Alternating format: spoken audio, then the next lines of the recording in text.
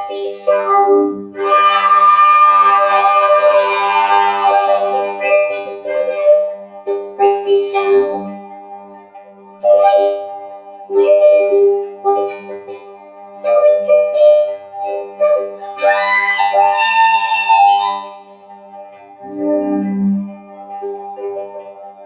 oopsies. Never mind. So, do you know what we're going to be doing today?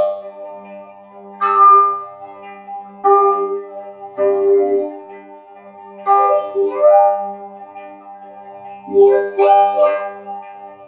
Are you excited? Because I'm excited. Well, here we go. This is our first review. Welcome to Pooh Corner.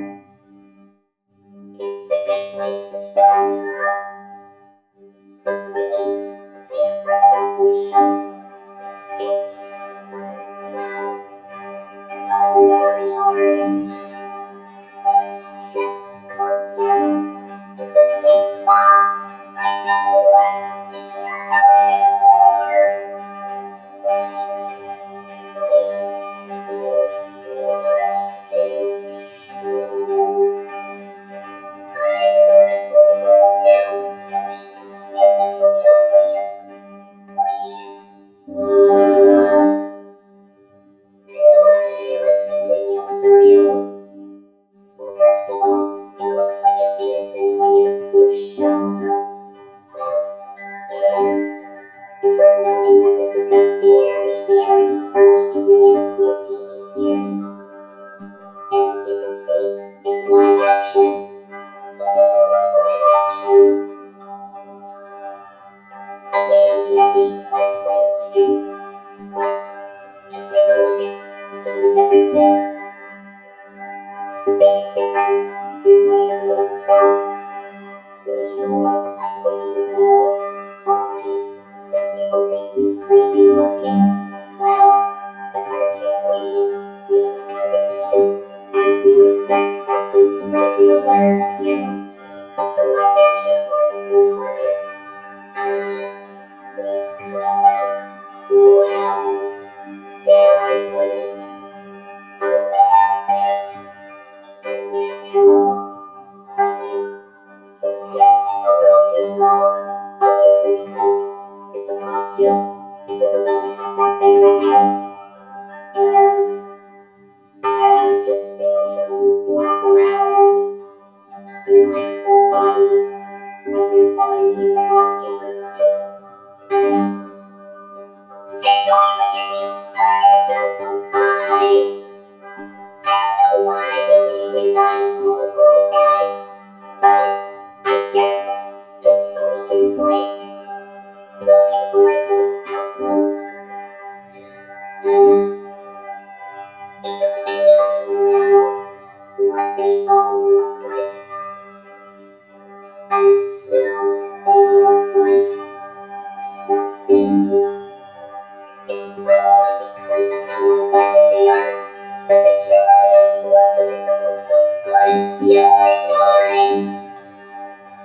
Felix is, well, he looks kinda cute. I'm pretty sure that the person who made his costumes had to make sure that they fit the people, were able to have their heads and their bodies be perfectly fit. But Piglets, I wonder how small the person in the piglet costume was. Probably a little person or something? I don't know. But let's look at the differences between this piglet costume and the cartoon piglet. Well, the head's a little bit roundish. Also, this version of Piglet wears a scarf. Well, Piglet, we all know, does not wear a scarf. I mean, it is a cute looking scarf. I do like scarves, but, well, I don't know. It does look cute in that scarf, I must say.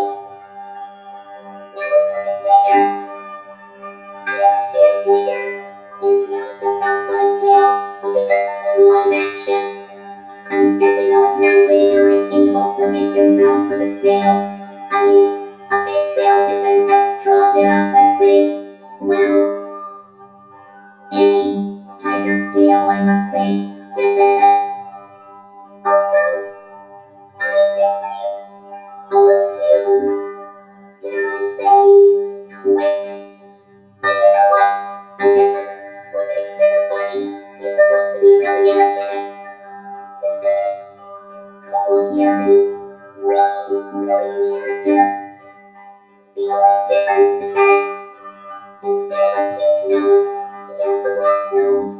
I don't know, maybe they didn't have enough pink fabric to make the nose when they were making the costumes. Now as for Eeyore, he is considered to be, well, an old gray donkey, as he is.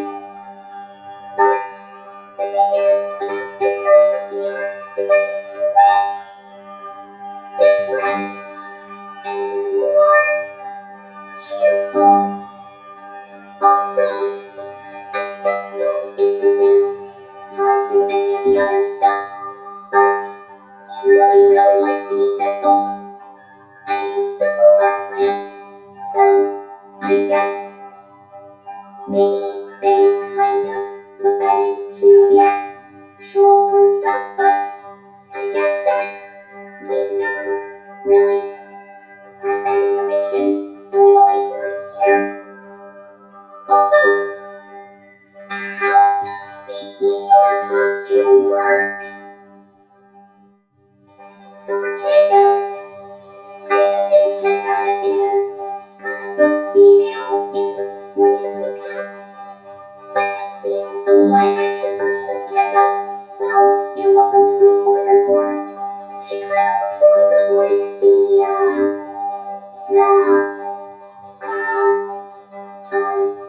alright, let's move on. Rue he's actually kind of cute, and that's all. Moving on.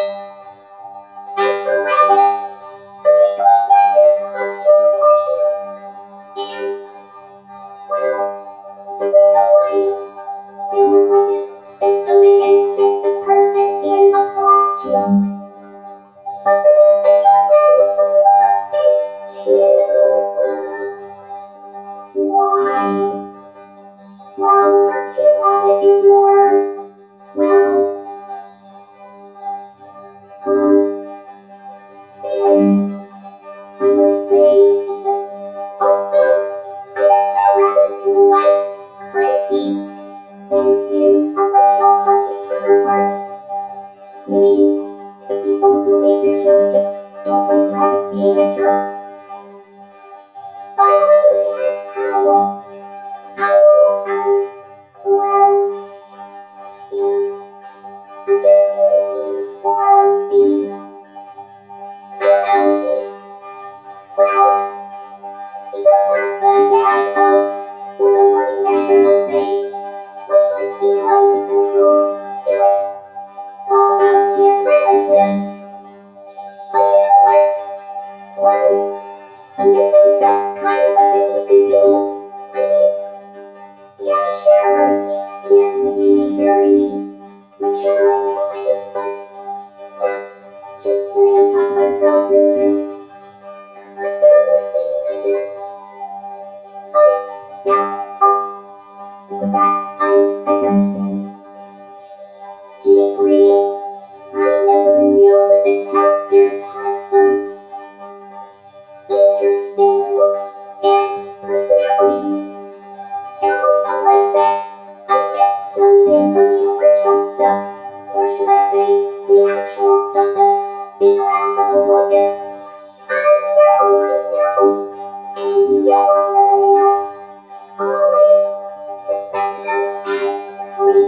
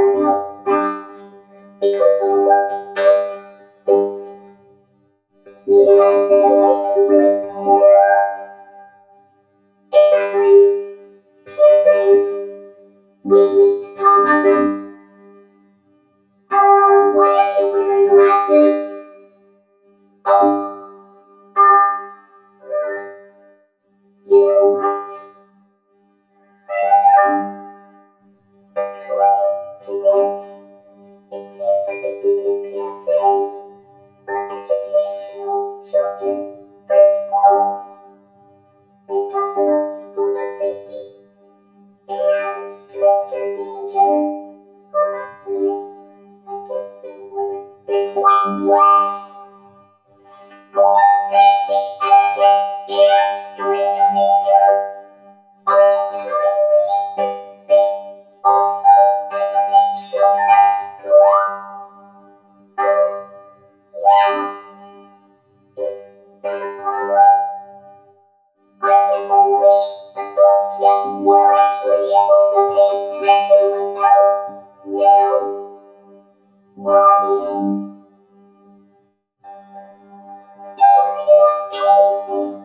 You see, Postman School Bus Adventure is a 13-minute long PSA that was released, I believe, in 1984. It taught children all about proper school bus etiquette. Well, what the point is that the day once the school bus to deliver a forgot school lunch to Christopher Robin, which I believe is the only time he was ever addressed to in the show. Anyway, while on the bus, they talk about what to do and what not to do in terms of school bus safety. This includes not running in front of the bus, not going under the bus, and don't eat or drink on the bus. Proper safety, school bus stuff, all that stuff like that. It's not really that popular. In fact, I'm pretty sure that you can only find a VHS copy of it somewhere in, I don't know, a really old vintage antique store or something. Some kind of thrift shop. There's no way you're able to find it in a library anymore. Unless you look hard. Really hard.